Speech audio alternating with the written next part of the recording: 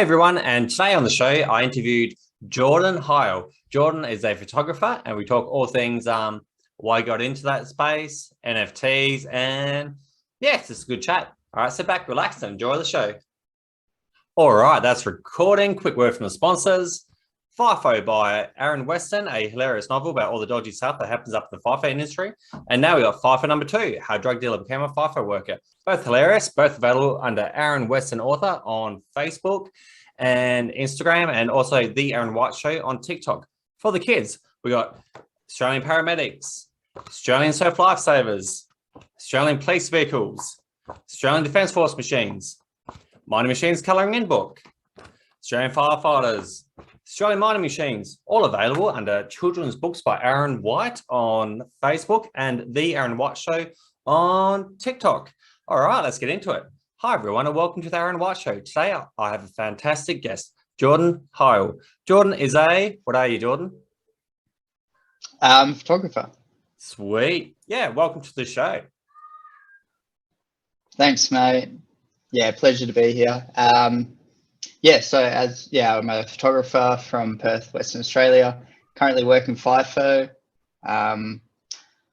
I just work at the airport up here. It goes all right. It's not too bad, but yeah, obviously working towards that dream of being a photographer full time. What do you do in the airport? Work doing bags, so like loading the planes, dealing with the planes directly. It's pretty good. Sweet. So like when Michelle Corby got busted and they blamed it on the luggage handlers, is it easy enough to slip some drugs in there or what? I don't know. I don't want to say anything. So that's a yes. You're like, yeah, that's easy. How else do we get it up here? Where are you? Where are you working out of? Christmas Creek. Oh, yeah, sweet. So you're in the same camp as like all your truck drivers and machinery operators and stuff? Yeah, all in the same camp. Cool. So you never wanted to be a pilot or anything? You're just happy doing that? And then obviously we're going to talk about the photography. Yeah. It's I used to work at Perth Airport doing the same thing, baggage handling, and I did that for a couple of years and just thought I'd go a little bit further and go the FIFO gig just to get some money under my belt, but soon came to realize that I think I found my dream job and time to sort of go and chase it. And yeah, now I'm keen to keep pushing that and go that way. How did you discover that that's your dream job? I don't know. I guess it's a long sort of thing that's come from years of doing photography and videography, just as a passion, and I still enjoy it just as a passion. It's probably only in the last, I would say, half a year that I've actually started pursuing it, and not even pursuing it, but realizing that, yeah, this is exactly what I want to do. And now's the time. So you're doing weddings at the moment, I think. What do you want to be doing photos of, like nature, or what? Tell me where you want to go with this. So obviously weddings, just to pay the bills. Nah, I honestly do really enjoy weddings. They're actually a lot of fun. They're quite stressful, but I mean, it's nice to capture moments with people, and I really do enjoy that. But ultimately, I guess travel photography is the one, but at the moment it's not really going to be happening. So I've kind of steered into like music photography, music events I really enjoy. And I enjoy like portrait photography as well. All right, so you got music photos and you say music events. What do you mean? So you go to like, oh, you guys don't have big day outs anymore. So you go to a festival and take photos, or you actually get employed by the band or the event organizers, or what?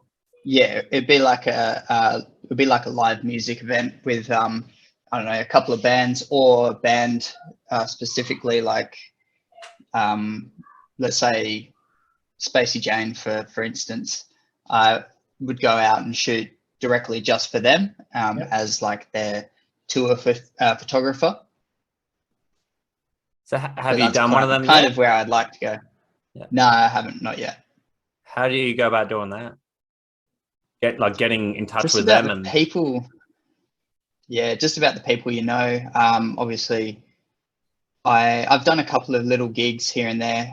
We had Soda, State of the Art Festival a while back, and I managed to take photos of John Butler that are some of my favorite photos I've ever taken. So that was pretty fun. So yeah, I guess just building up the portfolio and going from there, really. that's pretty cool. So I see you talking about NFTs on TikTok. Is your NFTs going to have something to do with your photography, or what's your idea behind that? Where are you going with that? Yeah, well, NFTs is a whole nother thing for me. I can talk about it for ages, but basically, I've been in the NFT game for just over since last year, early last year, April. And obviously, being a creative, I really enjoy the space, really vibe with the space. And then I noticed that people were selling doing photos and selling their photography as an NFT, and that caught my eye instantly. So I'm currently working on something that will be coming out on this weekend, actually, on the 19th of the 2nd. And basically, it's just 12 images from a time where I went to Japan, and we went on a snowboarding trip, and basically it was probably peak start of COVID. It was March 2020, and we arrived there not knowing if we were actually going to be able to come home, and Japan was like completely isolated, and so the collection's name is State of Isolation, and it's basically just deep dark blues and really moody photos, and basically minimal people, which you never see in Japan.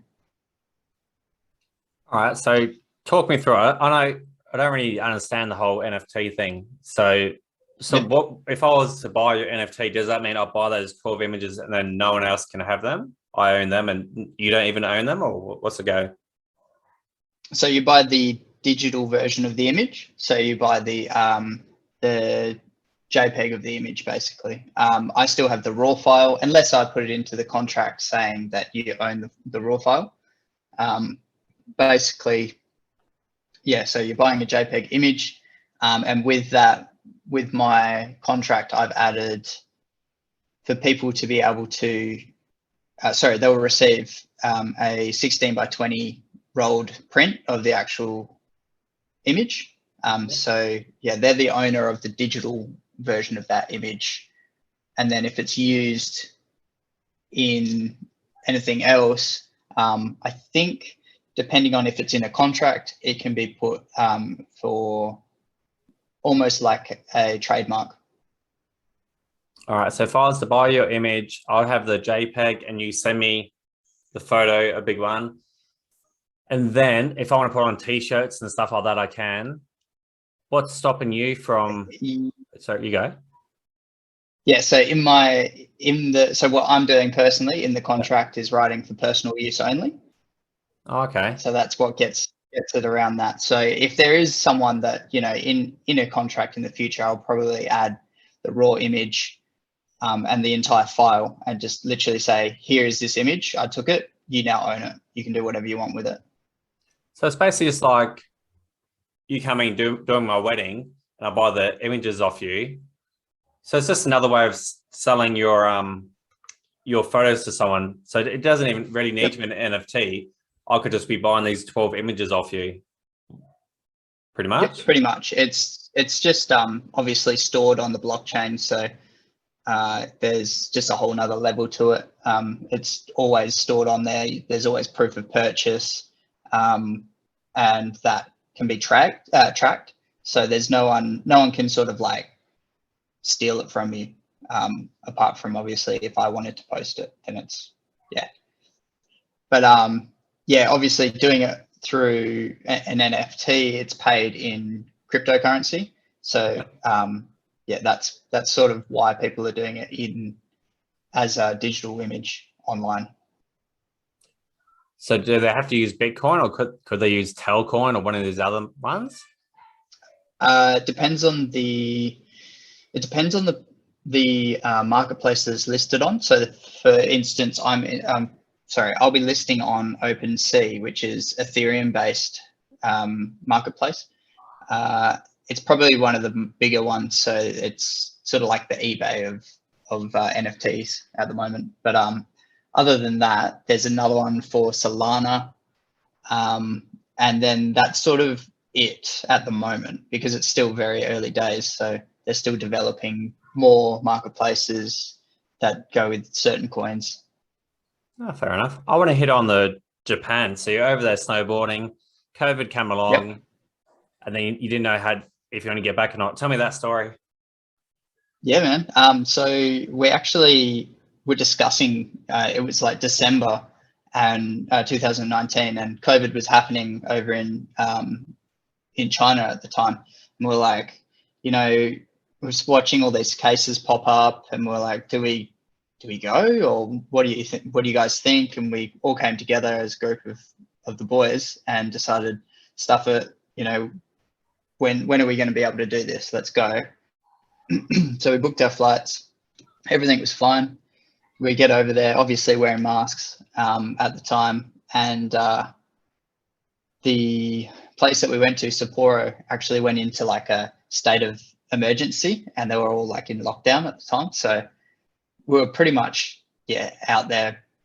I wouldn't say by ourselves, but there was like no tourists and hardly anyone else out there. And then we kept going. There was no real issue, so we just wore masks and were pretty cautious. Went to Niseko.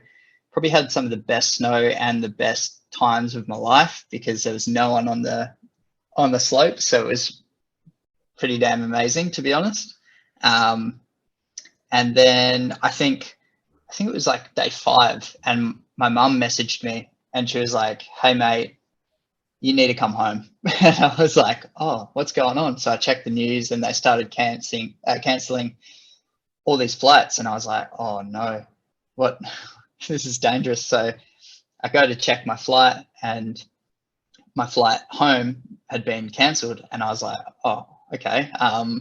Luckily, I worked for Qantas at the time, so I was able to just rebook a flight real easily. But instead of going direct from Sapporo to Melbourne and then home to Perth, we actually just did Sapporo to Tokyo, Tokyo to Melbourne, Melbourne to home, I think.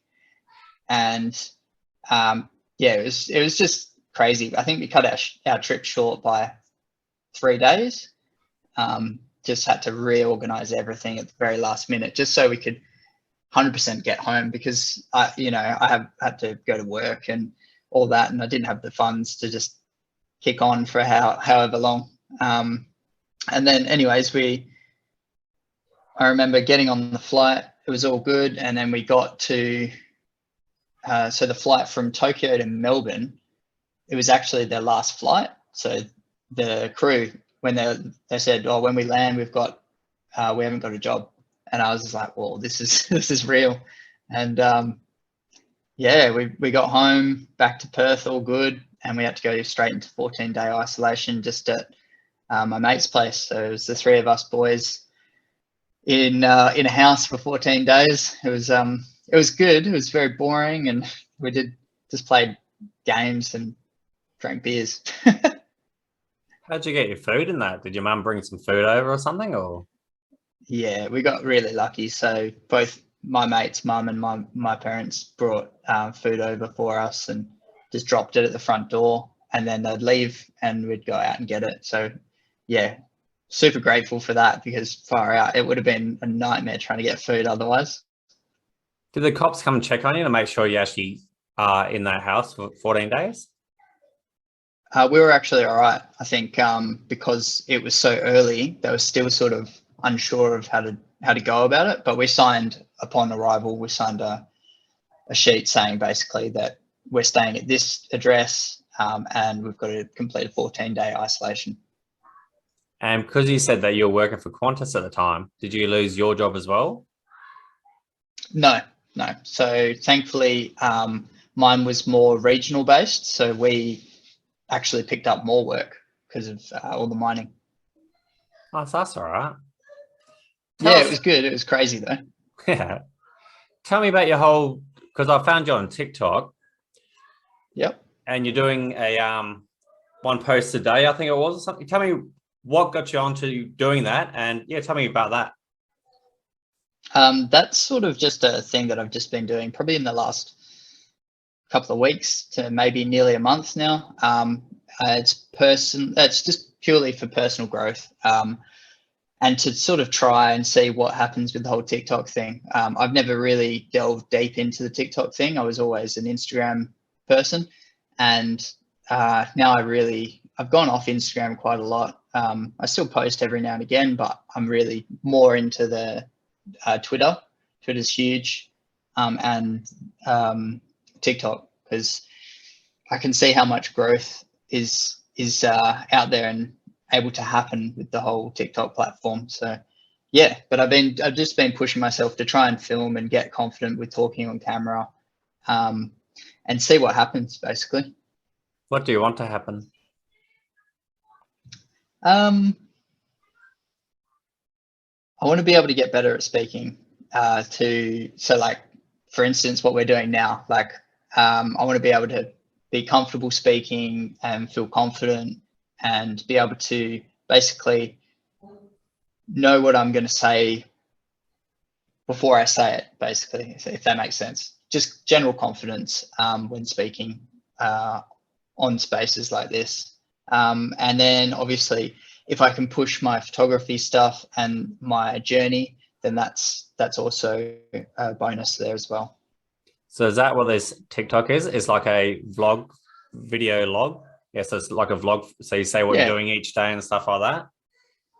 Yeah, it's basically a vlog. I'll do little updates, but it's more just whatever I'm feeling at the time. I'm not putting any pressure on myself to make the video. I'm not putting any pressure on myself to come up with a certain idea. Like I haven't even filmed one today. It's just been a crazy day at work. So I might film one after we get off. But other than that, if I don't, then I'll film one tomorrow. That's for sure. Yeah. Do you want to travel around, because it's kind of stuck in WA at the moment? Do you want to travel around with your girlfriend or something like that, and then do like your videography and stuff like different locations around WA? Oh, that would be honestly the dream. That really, again, that comes down to like the travel photography sort of side of things. So that would go hand in hand with vlogging and TikTok. So you went to Dwellingup. Did you do any of that there? Can't remember. A little bit. We were only there over 2 days, 1 night, because obviously with working FIFO, I'm only on 4 days on, 3 days off. So it's just a minimal amount of time to be off. So tried to do as much as I can on my time off. What other personal growth you're doing? You're listening to like podcasts, or you're listening to like motivational type stuff? What are you doing? Yeah, I sort of delved a little bit into reading, and went pretty hard on the podcast, and I'm still really enjoying the podcasts. I currently listen to Jay Shetty. He's amazing. Awesome podcast. Really cool dude, really like down to earth and real. And then I also listen to Gary Vee podcast as well, just sort of because he's always talking about NFTs and sort of the next big thing. And it's just, we're on the sort of the same wavelength in terms of creative stuff. So yeah. Tell us what you'd like to be doing in 3 years from now, if you could pick what you want to do. 3 years from now, ultimately traveling around, taking photos, as a professional photographer, maybe even dabbling in video as a videographer, possibly traveling around with bands, just as their tour photographer, creating NFTs, creating photo books. That's a big one that I want to do, but am yet to do. What else? At the moment, that's sort of it. Like, yeah, probably married. Oh yeah. How long have you Yeah, been with your girlfriend for? coming up 3 years. So Oh, it's not too long, but I don't know. As soon as I met her, I was like, she's the one. yeah. Oh, that's good. Oh, trying to think what else. What do you mean photo books? So I went to Vietnam a fair couple of years ago. That was just by myself. I was there with my my camera, literally just snapping photos the entire time. 10 days, just taking photos and traveling around and really just enjoying my time and creating. And I've got a lot of photos from that I would love to turn into like a photo book. So people can purchase it and just flick through it and they can look at it, see the photos, get inspired, ask questions. I might even pop a little bit of like stories in there from the time that I was there. It's just generally like a photo book, creative book that people can put on their coffee table or anything like that. Yeah, that's what I thought you were going with it. Do you have a drone and stuff? Yep. What gear have you got? Yeah, so I shoot. So my current camera setup is a Sony A7 Mark III, and I've got a few lenses, but I definitely want to plan to get a bundle more. They're just very expensive. But and then I shoot sometimes with a drone. I've got a Mavic Pro 2, which is incredible. Funny story about my old drone actually is we went to Jurien Bay on my brother's boat, and I sent it up. We were out fishing, and I sent it up to get some cool shots of basically where we were, Jurien Bay. And I've gone to send it up, and we're filming on my GoPro at the time as well, and it's clipped one of the rods and broken the blade, and we've just seen it spiraling off into the distance and just went straight into the water. And I've just gone, oh no, what have I done? So we spent like half an hour trying to swim around and find it, but it's somewhere deep in the ocean in Jurien Bay somewhere. Is it hard to sell your photos? So you go out, you take a photo of some nice, beautiful scenery, like the ocean with some hills in the background. Who actually buys that? Because there's like so much stuff on the internet you can probably just copy and paste or download or something. It must be hard to sell photos. Yeah. So I've actually only ever done one showcase of my work, and that was late last year. And I managed to sell 3 prints, which was wicked. And honestly, like being so new to like selling prints and that sort of like exhibition style of photography, completely, it was like so overwhelming. It was amazing. It was such a good feeling. I remember people walking up to my photos, and I would just go straight up to them and just say, hey, what do you think? And get their honest opinions, and they go, oh, I'm actually the artist that took the photo. And they'd be like, oh, that's amazing, tell me more. So I'd tell them the story behind the photo. And I remember a lady, she was like, you just sold it. You just sold that photo to me just with that story. So that was amazing. And honestly, like, yeah, it was such a humbling experience to be able to do that. But that's definitely something that I sort of want to pursue over the next year, is more exhibitions, more being like pushing my work out there and really seeing what people think about my work.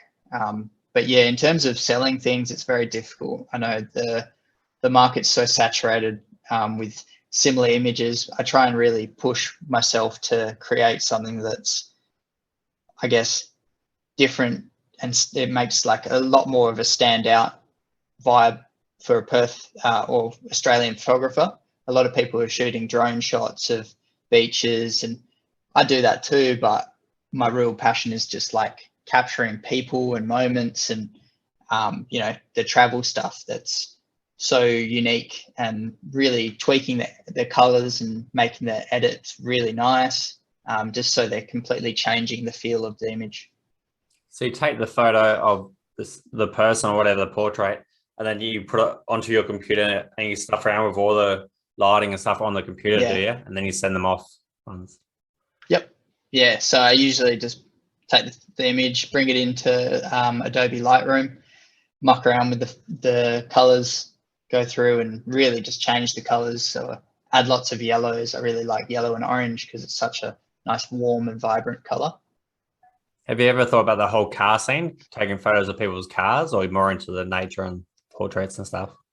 I guess like I wouldn't say no to it, that's for sure. But I think my style of photography would be different to what they would want, if that makes sense. So like I know a lot of everyone wants this like full scene of their car. I'd be like close up stuff, really cool, unique angles and cool editing, and yeah, just trying to really change it and stand out in the crowd.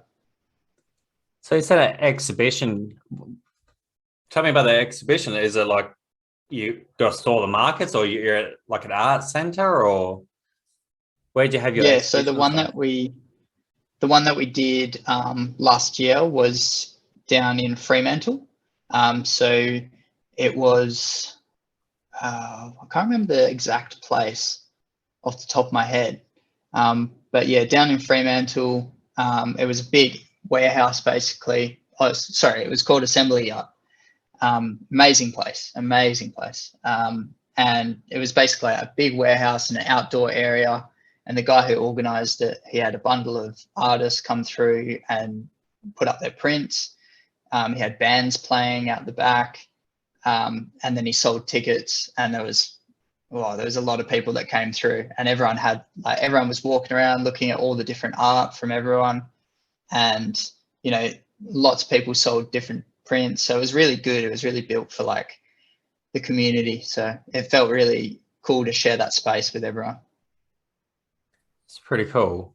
So let's go. You got your prints up, and then let's say you sell it for $300 or whatever you sell it for. Do you give that guy that organized it a cut? So I think he took a small cut, but it wasn't that much actually. It worked out quite cheap. But yeah, so I think we took a little bit home, and he got a smidge of that. So yeah, it was actually really good. That's sweet. Tell us what else is happening in your life. I've basically done most of my questions. What's it like doing FIFO? No worries. Yeah, I honestly, like, I really enjoy my job. The crew I work with are incredible. Really awesome, really supportive. Plenty of motivation to go around. But yeah, obviously I'm kind of like ready to go and do this thing now, while I've got the momentum. Other than that, FIFO's warm. Yep. Lots of flies at the moment. But yeah, I enjoy it. I'm only up here for 4 days at a time, so it's really pretty breezy, to be honest. Yeah. So what else is in the pipeline? How do you reckon you're going to go getting on these tours and stuff like that? Have you started reaching out to bands or anything like that, or? Not really yet. At the moment, it's sort of just focus on the wedding thing, just to gain some money, so I can eventually leave the FIFO gig and go sort of full-time photography. If I can book myself out with weddings throughout the whole year, you know, a certain amount of weddings, then I can literally just wave goodbye to FIFO and focus 100% into that, which is ultimately the goal at the moment. And then as I build a portfolio and build, you know, more people that I know, I'll be able to sort of work my way into that music scene. But that's sort of like a long-term goal at the moment. Yeah. It's more currently, it's just pushing for just photography in general, pushing for it. And other than that, I've been really delving like headfirst into the NFT stuff. I've been collecting. I got lucky and collected a couple of NFTs early days, and yeah, they're doing really well, which is awesome. Tell us about them. So I jumped on the Twitter space. I remember, in April when I was looking at OpenSea and seeing all these NFTs come up, and I was like, wow, what is this? This is awesome. And then I remember entering just a random giveaway for an NFT called Dead Fellas. Basically, they're like little zombies, green zombies. But yeah, I entered this giveaway and won, and I was just like, whoa, oh, sweet. So I got one of those for free. And then through their like Discord and in Discord events, they actually did another event that I won and got another one for free. So I ended up with 2 of them, which is nuts. And honestly, like the price has just been like, I've just been holding them for, well, good couple of months, nearly half a year now, probably over half a year. And I've just watched the price go up and down and up and down. And yeah, it's been interesting. I know at the moment they're worth quite a bit, which is exciting and scary at the same time. But yeah, it's definitely an interesting space. There's a lot of money and craziness involved. So it's quite an interesting space to be in. What makes them valuable? So is it just a picture, or so digital image, like you were saying? But is there, because I've heard of Gary Vee talk about like he wants to do one, but like attach, like I think it's like that gives the owner like entrance into one of his webinars or something, and then future webinars. Is yours just an image and that's it, or does that actually got some value to it, like events or something?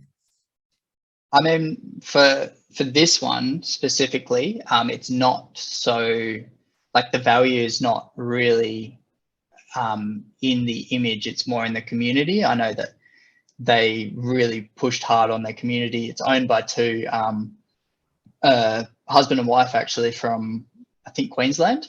And they've got 3 kids, and they literally pushed themselves and actually made it like, I don't think so. I don't think, I mean, if they might be, but no one knows what they look like yet. So they're still keeping their faces hidden completely. So look up Aussie Battlers on TikTok. They got like over 1 million followers, but he's right into the NFTs.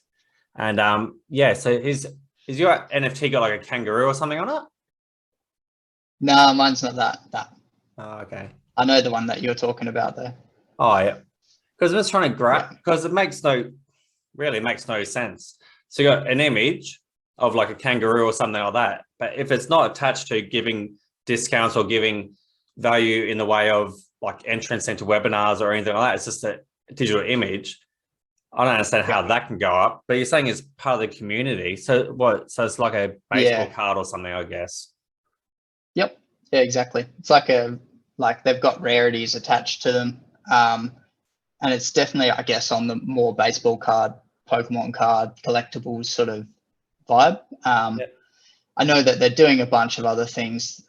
Just recently, they did an airdrop to all the holders. You just had to pay a small fee, and you get it's like a companion. So I was able to get 2 of those for my other 2, and they're already worth, like $2,000 each, which is crazy. And crazy. I paid like nothing for them. But yeah, it's definitely built on, I think the better projects like Gary Vee's stuff are built on utility. And so like there's some form of utility behind the actual image. So like you buy an image, like you were saying, buy an image and you get access for 3 years to VCon with Gary Vee. Or you get, you get a Skype or Zoom call once a year. So it actually has some form of value. And I think those ones are probably the ones to be watching, and those are the ones in the future that will go get really big, I reckon. Yeah, I reckon, because it has some value to it anyway. Yeah, absolutely. Oh, cool. We're about to run out of time. Supposed to go with Twitter anyway. I've never actually hopped on it, but you're saying it's pretty massive. I hear people talking about it, but is it just people? What's the go with Twitter? Yeah, so I've been in the Twitter space just with NFTs. Honestly, that's sort of why I jumped in the Twitter space, because it's really about NFTs, and a lot of people are talking about it. But I find that if you have something specific to talk about, there's a lot of people talking on there. You can jump into live spaces like what we're doing now, except it's only voice. And you can just sit there and have a conversation with whoever's in the space. People can join, you can add them to speak, you can, you know, set it as like a topic and then just go rambling forever on this topic and see, yeah, everyone come in and have their opinions and that sort of thing. It's really quite cool for that reason. As for like texts and stuff like that, I think I'm still dabbling in the writing sort of scene, but there's not, like, for me, I don't really write too much there. I just sort of write what's on my mind, sort of how Facebook used to be. But it's just easy. It seems like it's very refreshing. There's no ads. You haven't got images everywhere. And you feel very, like, for me, I feel quite refreshed when I jump onto Twitter. It's a breath of fresh air when it comes to like Instagram and TikTok's good because it's still, yeah, there's ads, but there's not too many, thankfully. Yeah. Oh, cool. Where can people find you online? So on Instagram, it's at Jordan Hile. On Twitter, it's at Jordan Hile Photo.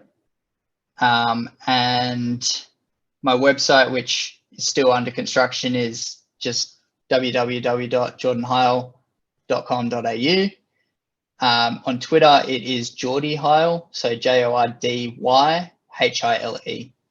And that's pretty much it. Ah, sweet. Well, yeah, we might wrap it up here. Thanks for coming on the show. Did you have fun? Good, man. Yeah, I did. Thanks heaps for having me. I really appreciate it. Ah, sweet. No worries.